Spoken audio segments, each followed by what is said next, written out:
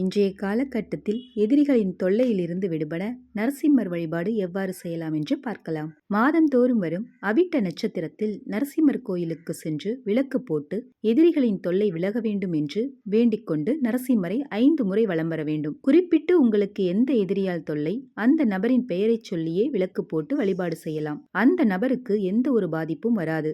அந்த நபர் தானாக உங்களை ஒதுங்கிச் செல்வார்கள். அவ்வளவுதான்.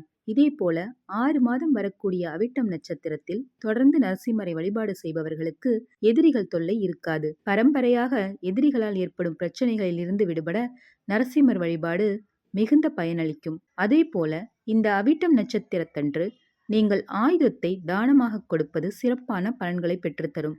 ஐயனார் கோயிலுக்கு அரிவாள் சாத்துவாங்க, அம்மன் கோயிலுக்கு திரிசூலம் வாங்கி கொடுப்பாங்க, முருகர் கோயிலுக்கு வேல் வாங்கி கொடுப்பாங்க. இது போல ஆயுதங்களை கோயிலுக்கு வாங்கி தானம் கொடுத்தாலும் உங்களுடைய எதிரி தொல்லைகள் உடனடியாக தீரும்.